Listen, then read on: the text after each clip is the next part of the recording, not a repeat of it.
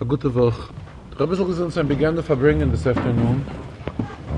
So this Shabbos, today's Shabbos, is a very special Shabbos. First of all, besides being a regular Shabbos, it is Shabbos Shuva. But not only is it Shabbos Shuva of a regular year, it's the Shabbos Shuva of a Shemitah year. So actually the entire year is called Ishnas HaShabbos. It's the seventh year, it's a year of Shemitah. Here we have a Shabbos within the Shemitah year, and not a regular Shabbos, but a Shabbos which is Shabbos Shuva. In other words, it is a Shabbos which has a special shaychus to Tshuva. Bechlal, we know that there is a general shaychus between Shabbos and Tshuva, based on what Alter Rebbe tells us, that Shabbos, spelled Shin Bei Sof, is the same lettering as Toshev, as Tshuva. But here it is more than that, because we are talking regarding the Tshuva, which we have during the Aseres Yemei Tshuva, special 10 days of Tshuva, as the Rambam writes. Though Tshuva is appropriate all year long, still there's a special time set aside for Tshuva, and that is during this Aseres Yemei Tshuva. And here we're talking about a Shabbos in Aseres Yemei Tshuva, which is Shabbos Shuva, and this Shabbos is in the seventh year.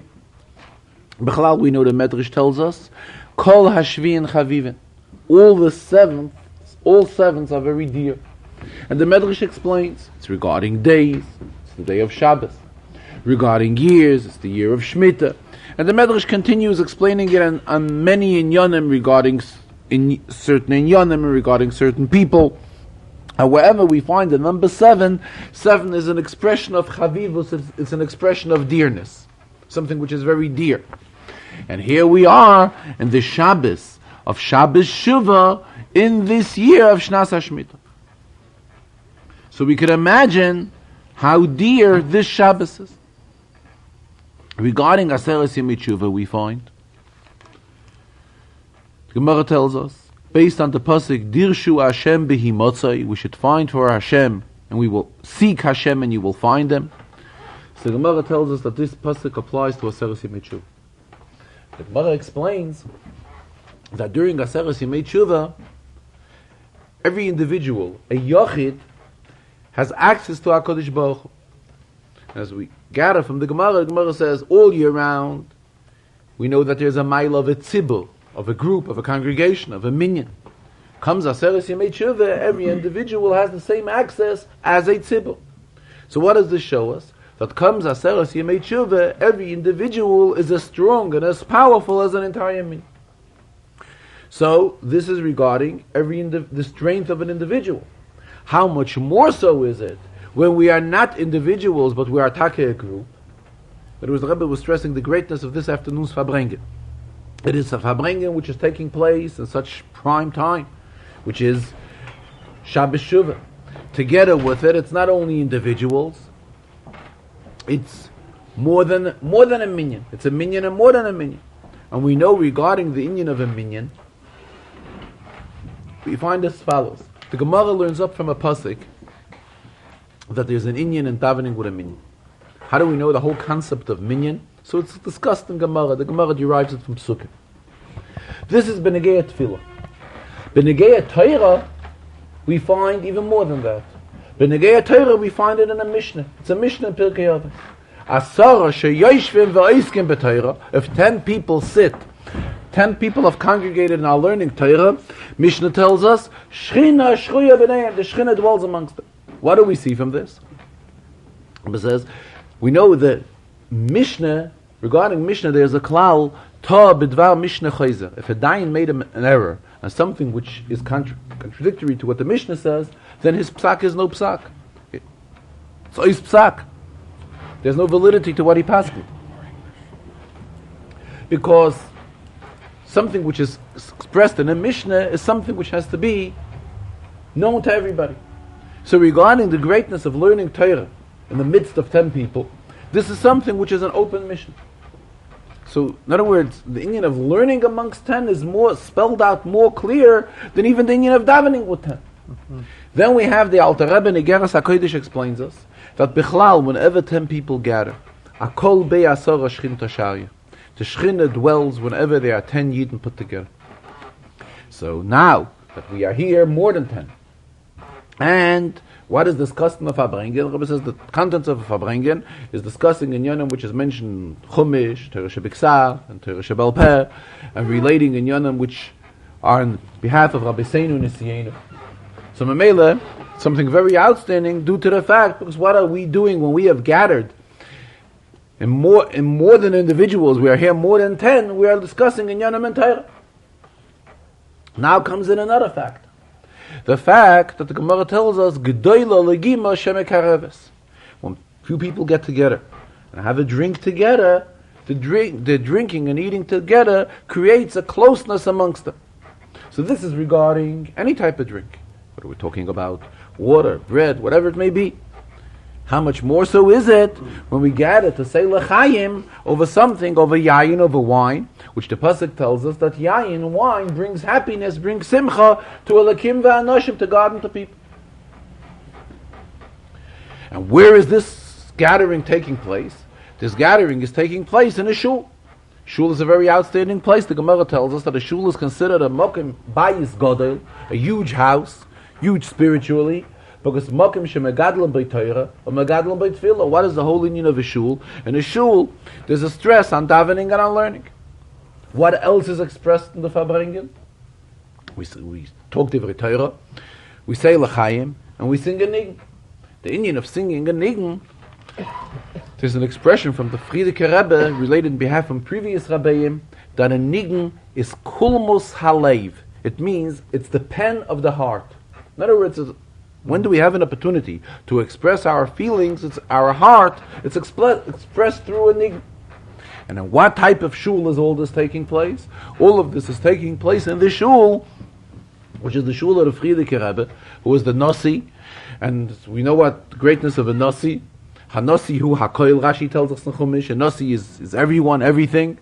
So Memelim, this Farbrengen is a very, very special one, taking all these factors into consideration. Then the Rebbe continued, all of this applies, to Shabbos Shuva, regardless what Sedre we would learn on that Shabbos, as well as regardless what date in the week it is. What date in the month, rather. Naturally, Shabbos Shuva could only be between Rosh Hashanah and Yom Kippur, but it would fall out on different days. Today, for example, is Ches, 8 days in the month of Tishrei. And also the Sedre that we read today, we read Pashas Haazinu. So regarding Pashas Haazinu, Rebbe continues, Frierdiker Rebbe related in the name of the Maggid of Mizrich that Pashas Haazinu is a very general inyan in Torah, to the extent that the Shira of Haazinu, the Maggid said, it is worthwhile to know it by heart. And at the end of Pashas Haazinu we have the pasuk, Va'ata kisvu lachem es hashira hazois. Write this Shira. So the question is, what does it apply to? This is where we derive the whole inyan, the whole mitzvah of writing a Sefer Torah. Because, let's explain this for being that we cannot write parts of Torah. So that's why, due to kisvu lachem es hashira hazois, this results in the mitzvah of writing the entire Sefer Torah. So what do we see from this? That the whole inyan of Haazinu is a very general inyan in Torah. It's something which has a shaykhus to kol Torah kula, to the entire Torah. Besides that, Rabbi brought out another point. We say Haazinu hashamayim v'sishma ha'oretz. Haazinu means to listen. Sishma means to hear. What is the difference between Haazinu and Sishma? Haazana is a more careful type of a listening. More of a type of a listening which we hear from closer. A listening from closer up is expressed in Haazinu. Something which is more from the distance is expressed in Shmiya. We could hear from the distance also. Haazinu is something which is from very close. What does the pasuk here tell us? Pasuk here relates a message to each and every Yid. Haazinu hashamayim v'sishma ha'aretz. What does this mean? Shamayim, heaven, reflects spiritual inyanim. What does Aretz reflect? Aretz reflects Gashmias, material inyanim. So what is every Yid told? Every Yid is told as follows. When it comes to Shamayim, to spiritual matters, here we have to take an attitude of Haazinu. It has to be very close to us. We listen, and we listen from extreme, very attentive, we listen very precise, from very close. Comes to Aretz. Aretz is in Yonim Artziyim, in Yonim Gashmiyim. We take it here, we're involved, we have to be involved, but it's only in a level of Shmiyah. The level of Shmiyah is a much further level than the level of Hazana, which is implied to Shamayim, to Yonim Ruchni. This is regarding the Sedr. Regarding today's date, the Rebbe said it's brought in Kisvei HaArizal that the 10 days between Rosh Hashanah and Yom Kippur are reflecting the Esas Sviras. And it could be reflecting the Esas Sviras. We know in Avidus Hashem, we have at times we go Milmaila Lamata, from up down, and at times we go Mimata Lamaila, from low or higher. And regarding this inyan, the Arizal also explains it both ways. So we have a way where we begin from Rosh Hashanah with Kesser. In other words, going down. Then we go Mulmaila Lamata. And there's a way of going Mulmata Lamaila, meaning from bottom up. And if we use such a calculation, then it comes out that the Sfira, which is the Sfira of Ches Tishrei, is Sfiras Habina. And then it comes up to Kesser on Yom Kippur. In other words, keep on going higher and higher until we reach the finest and the final level and the highest level, which is the level of Yom Kippur. Because when is the Yid the highest Madrega of the year? This is the Avodah of the Yid on Yom Kippur. Because in Yom Kippur we are compared to Malachim. Regarding Sfiras Habina, the Rebbe continued. It's brought explained in Chassidus and in Kabbalah, Aim Habonim Smeicha. That's Bina is considered the mother of the Sfiras. Here we're talking in the sense of 10 Sfiras. So with times we talk about these in Yonim, there we talk about it only about the Zayin Midas. And sometimes we talk about the Zayin Midas together with the 3 Chachma, Bina, and Das, which gives us a total of 10. What is this Benegeya? Us and Avodah B'Nefesh Adam. When the Yidden went into Eretz Yisrael and conquered Eretz Yisrael, that is when they conquered only the land of the 7 Ummas, Zayin Ummas. However, when Mashiach will come, then HaKadosh Baruch Hu will give us not only the land of the Zayin Ummas, HaKadosh Baruch Hu will give us Keni, Knizi, and Kadmoni as well. This is how it's explained in Chassidus. Memela comes out to be that when we first entered Eretz Yisrael, all we got was an inyan reflecting as 7 Midas. However, when Mashiach will come, then we will get Eretz Yisrael in its entirety. Then we will have it how it stands, reflecting all of the Esas Sfiras. Memela, the same Benegeya now, being that this day is Ches Tishrei. And Ches Tishrei has a Shaykhs to Sfiras Habina. So here it's an indication on the Avodah which we are to do as a preparation for the coming of Mashiach, where then we will expand not only in the Zayin Midas, but also in Chachma Bina Das, which will be reflected by the expansion of Eretz Yisrael through Keni, Knizi, and Kadmoni. Later in the Farbrengen, Rebbe continued on a few inyanim which came as a continuation to the Farbrengen of Vav Tishrei. In the Farbrengen of Vav Tishrei, the Rebbe made a siyum, as he usually does in every Vav Tishrei Farbrengen, and as he explained Vav Tishrei, the most suitable Masechta to make a siyum on would be Masechta Shviyas, being that we are in a year of Shemitah. So there's a Masechta, by the way, this is not a Masechta in Gemara, this is only a Masechta in Mishnayos. In Seder Zroyim, there's a Masechta Shviyas. And the Rebbe made a siyum in the Farbrengen of Vav Tishrei on Masechta Shviyas, and he right away indicated Thursday night that he will talk about it Thursday night as well as this afternoon, Shabbos afternoon as well. What is discussed at the end of Masechta Shviyas? We know that there's a concept of Shmitas Ksofim. which means, just like Shemitah, we are prohibited to do any work in our field. There's also another inyan which the Torah tells us, that if one owes money to another one, comes Shemitah, the chayv automatically becomes abolished. In fact, that is why we have the whole inyan of a prozbul. A prozbul means, by making a prozbul, we save, we rescue our chayvis, all monies which are owed to us, we have the fullest right to collect them, providing we made a prozbul. In fact, we know the Alter Rebbe Shitta, which the Rebbe reminded us a few times about, is that the prozbul had to be made at the end of the 6th year. And that is why, Erev Rosh Hashanah, right after Hataras Nadarim, we all made a prozbul. So what does the Mishnah tell us at the end of Masechta Shviyos? That the one who goes ahead and gives back a chayiv, does give back a loan, though the person who gave him the loan, the malve, did not make a prozbul, and the loive gives back the loan, as the Mishnah uses the expression, hamachzir chayiv b'shviyos, ruach chachamim noicha. The chachamim are satisfied with such type of person. In other words, this means that this is an honest type of a person, though he had his way out. He could have drayed himself away from paying back the chayiv, but he's an honest man, and therefore he's a machzir chayiv b'shviyos. So the Gemara tells us, ruach chachamim noicha. And in that Mishnah, at the end of Masechta Shviyos, that is where the Gemara Bechlal discusses the concept where a person accepts a certain type of a pledge upon himself, and the question is this, how far of a legal obligation is it when one accepts something upon himself? In other words, verbal acceptance of giving a gift to somebody, or such type of a commitment, how far binding is this halachically? And here the Rebbe went into a Yerushalmi. The Yerushalmi tells us regarding Rav, famous Tana Rav.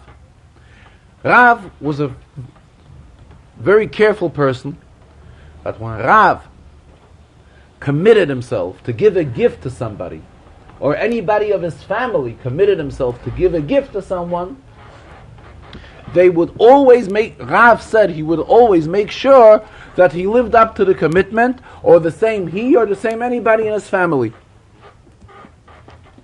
Then we have another Chazal, that when Rav's shamus, in other words, the one who handled Rav's rabbinical court, let's say, made a commitment to somebody, so the Yerushalmi tells us as follows, that he had these instructions from Rav. If the commitment was to a poor person, he should go ahead and do it. If the commitment was to a wealthy person, then before he gives him the gift, or whatever we may be talking about, the pledge, or whatever he promised him, he should consult again Rav. He should consult him again. Rabbi says the question is a very obvious one. Why is there a difference from his family or his shamus? If Rav was so careful and that whenever he committed something, he made sure that this was fulfilled, what difference is it if his children, his wife or son or daughter or anybody in his family made the commitment, and then he gave him a green light that they had to live up to the commitment? Why was it when somebody, not of his immediate family, but his shamus, he was not obligated to live up to it, but had to check again, and then the question would be, if the person who the commitment was made to is poor, then he should go ahead, and if he's wealthy, he should check with him again. So the Rebbe explained it Vav Tishrei, and referred to it today again, and the Rebbe explained that when we're talking about a chaver means a Talmud Chacham. In Gemara language, a chaver means a Talmud Chacham. There are various levels of chaver. Memela, there are various levels of how far one is going of living up to make sure that all of his commitments are fulfilled. Incidentally, the Rebbe mentioned it, Vav Tishrei mentioned it today again, that there's a Rambam in the Pirush HaMishnayos. It's a very interesting Rambam. Rambam says, why Taka Talmidei Chachamim called Chaverim? A Chaver means a friend. In the Gemara, we always have the lashon that regarding a Talmud Chacham, we refer to him with the title of Chaver. The Rebbe says that the Rambam tells us that being that he is a Talmud Chacham, the friendship from him to his friends is a very sincere one, to the extent that it's fully l'shem shamayim, and that is why he is called a Chaver. because it's a real friend, in other words. It's a very interesting interpretation. But regardless, Rabbi explained today as follows, regarding to straighten out the situation when how Rav acted with his own family, or it was a case regarding his shams. When Rav or anyone in his family accepted upon themselves some type of a pledge, or a gift, or whatever, Rav or anyone in the family had the fullest authority to do it. If Rav wants to give away anything of his own, or his family wants, to have the fullest right to. He could give up anything which belongs to him.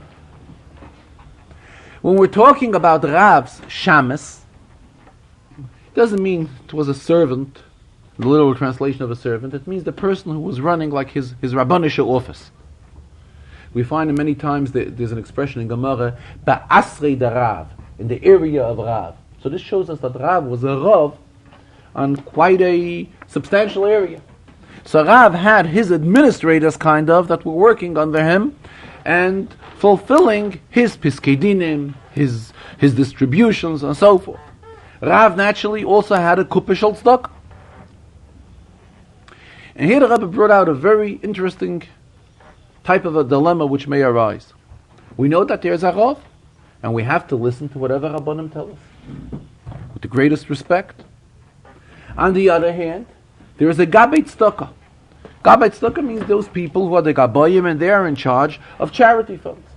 What would happen in a situation where the Rav would suggest to the Gabbai Tzedakah, to give a larger sum of money from the Tzedakah fund for certain individual cases, to which the Gabbai Tzedakah will not agree?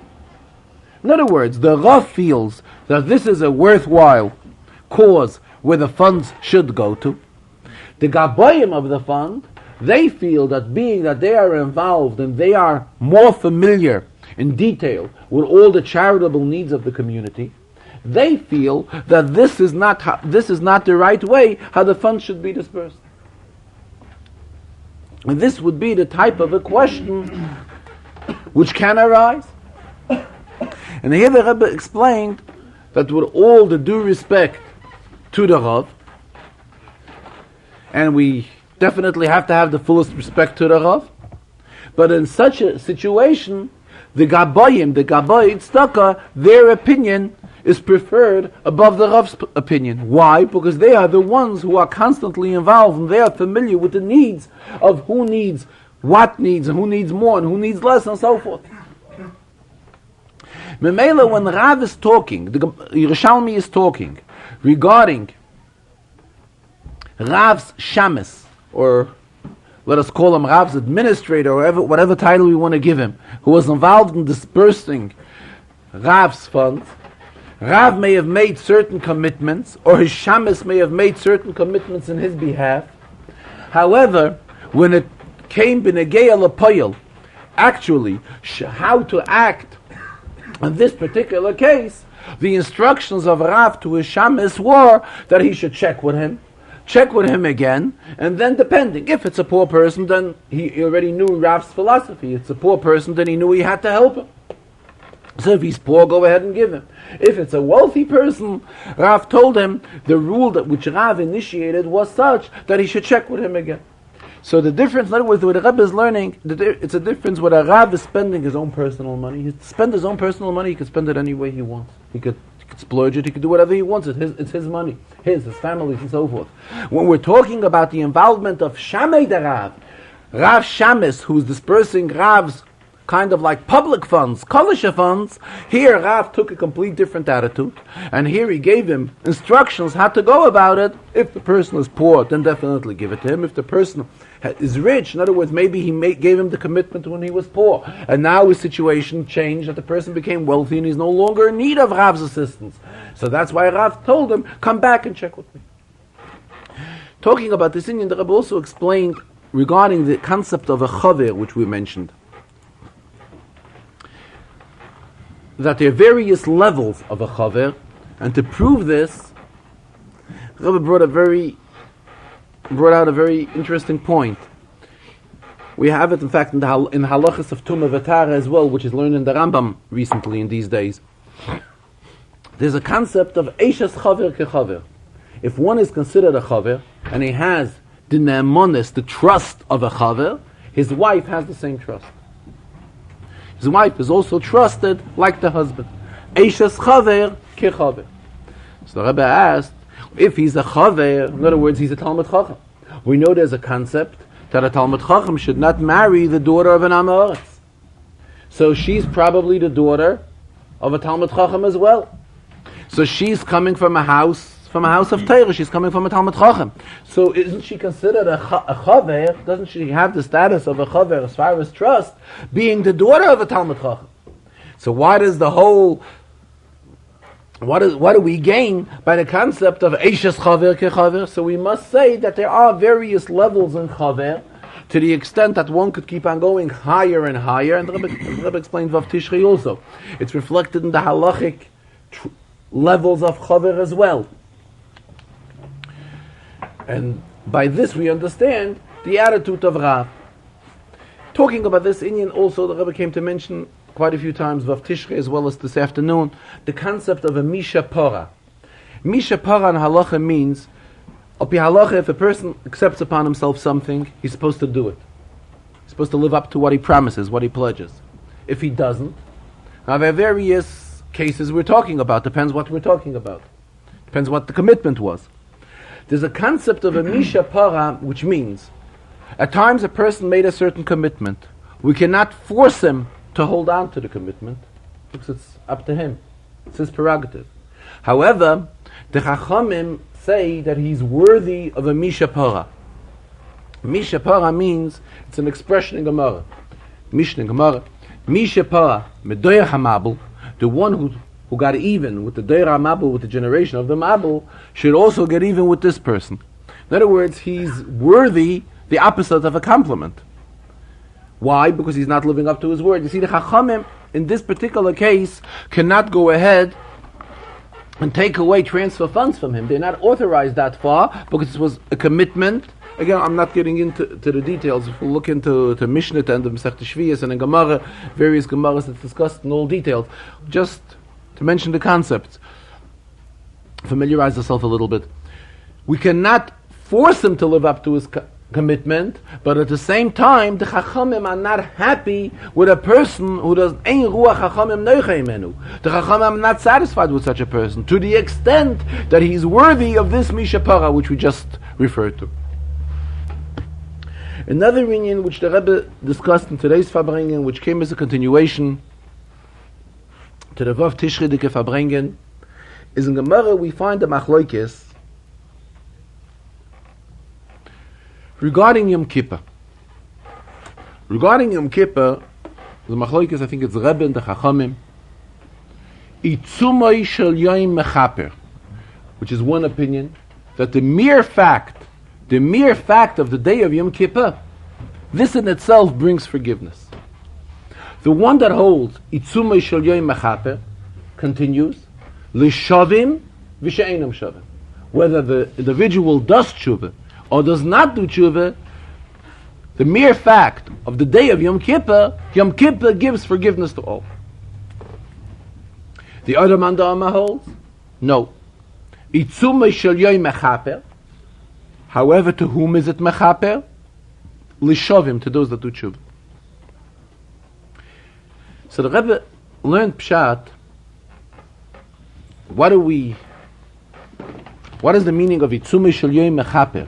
The day of Yom Kippur brings forgiveness to those who do tshuva. So the Rebbe is learning, on one hand, it's Itzumai shel Yom Mechaper.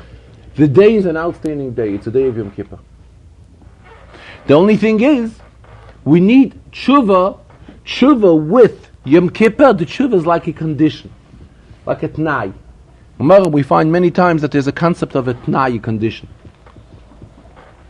The condition, when does Itzumai shel Yom Mechaper? When it comes together with tshuva. But Itzumai shel Yom, in other words, he's stressing more the greatness of the day. The greatness of the day brings tremendous accomplishments. This is such an outstanding day that when there's tshuva with it, It brings forgiveness. In Torah, we derive from the Bnei Gad, the Bnei Ruvain.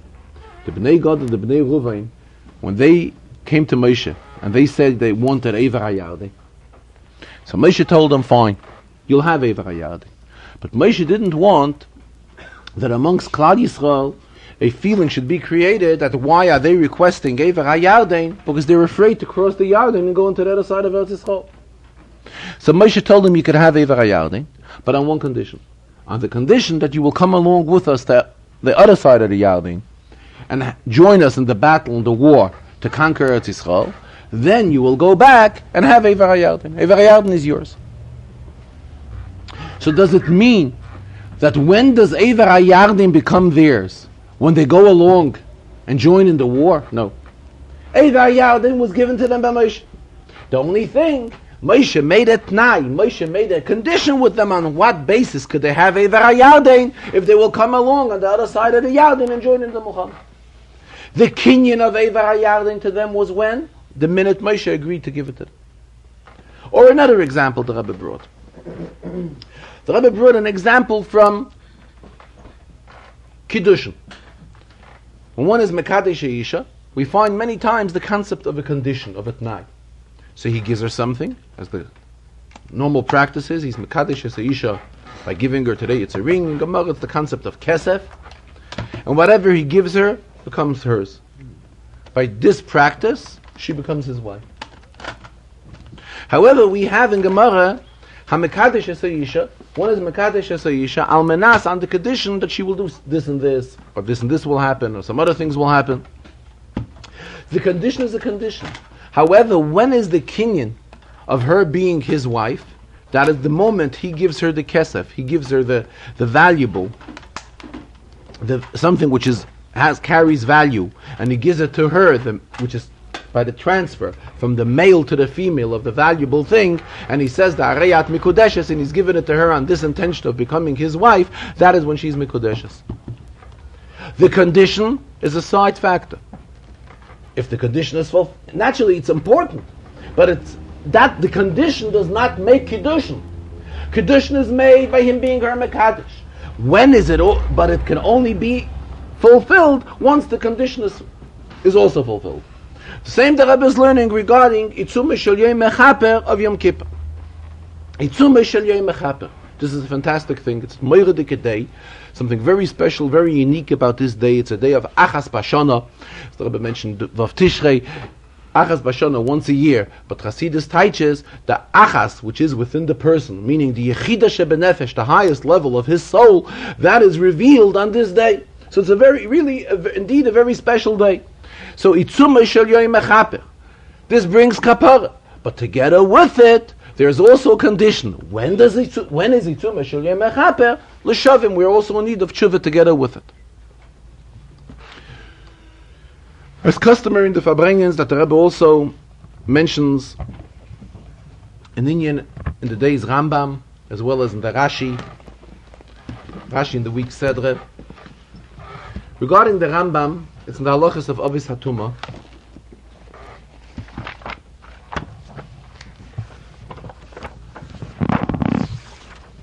In the halachas of Avis Hatuma, Perik Gimel, Dalet, and Hey. First of all, Perik Dalet, in the halachas of Avis Hatuma, begins with Shmoina Shrotzim Hey. There are 4 different types of creatures. 8 different types of creatures. The Rebbe says, so we don't have to go far to find the shaykhs for today's Shir Rambam, because today is Ches Tishri, so we have Ches and Ches. But this is not acceptable to the Rebbe. It's not a satisfactory comparison. So the Rebbe explained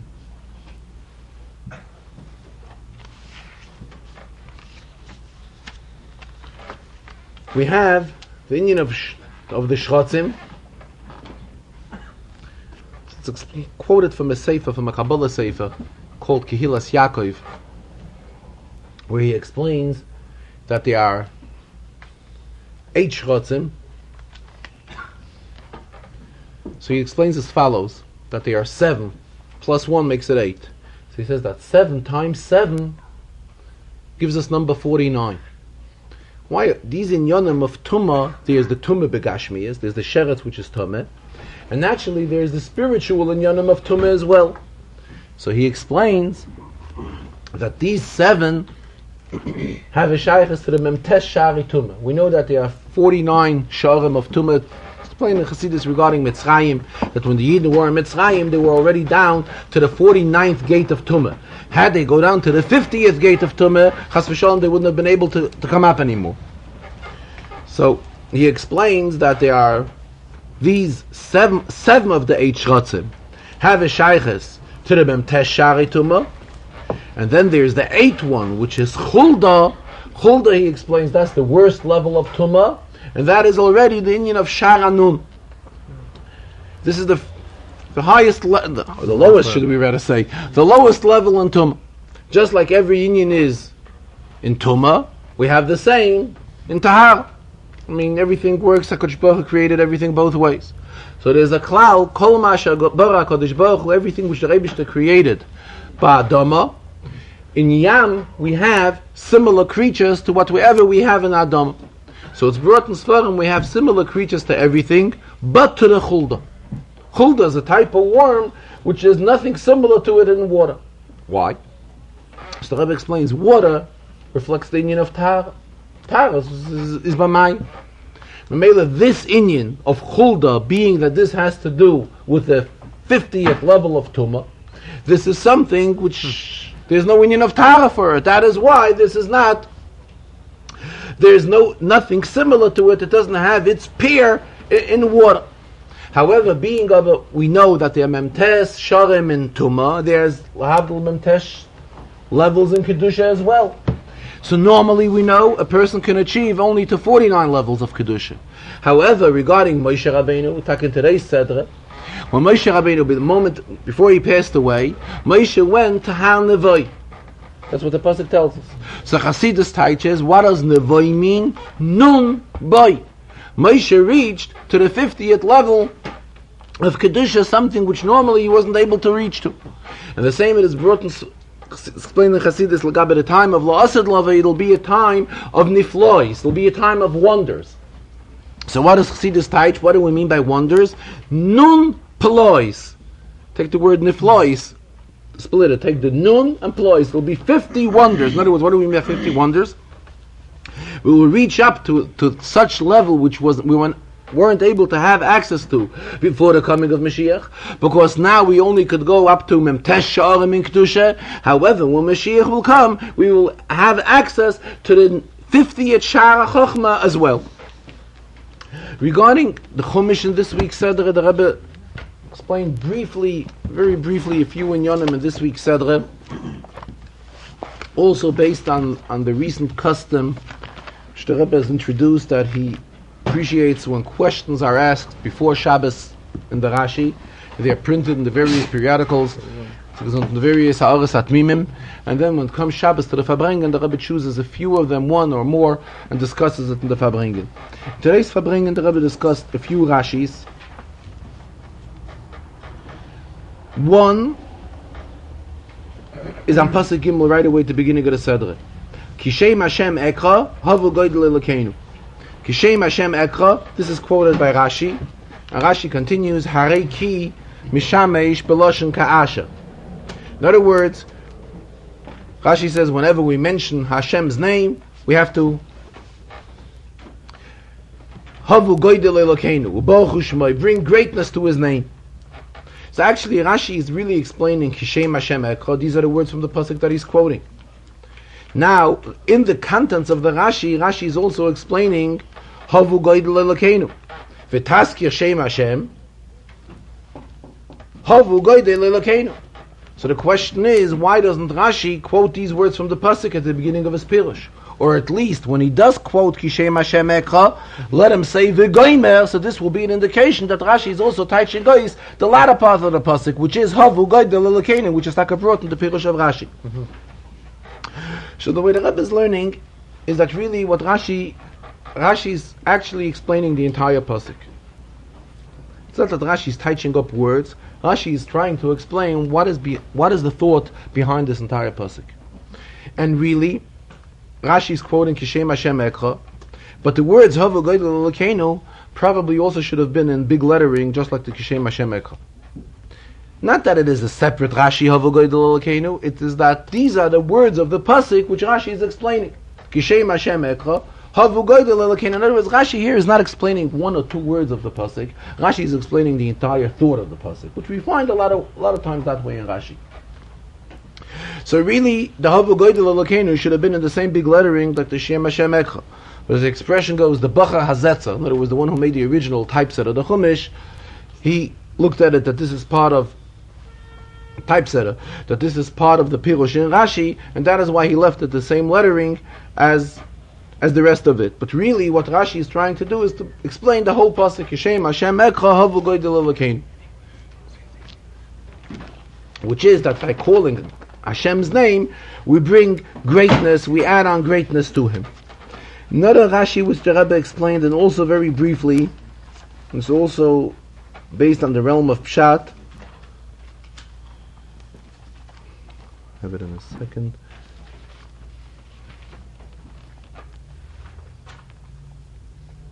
Pasuk Chav Beis, where HaKadosh Baruch Hu was saying how He's getting angered, Chafalach Chav Beis, how He's getting angry through the acts of the Yidden. And there Rashi says, based on the pasuk, Eish kotcha ba'api, there's anger which is in my kotcha. So Rashi explains bo'ara, burning, a burning anger. Then v'toichal eretz v'yevula, and as a result of this anger, it'll eat up the land and its growth. So what does Rashi say? Artzachem v'yevula. What is Rashi adding? But the pasuk says v'toichal eretz v'yevula, it'll eat up the land. So actually what Rashi is adding is that it means Artzachem, your land. I mean, naturally this is what we're talking about. Then we go to the next word, Vatalahit. It's also going to put on flame. So the pasuk says Vatalahit moisdei harim. It's going to put on flame mountains. So really, what are we talking about? Which mountains are we talking about? Yerushalayim.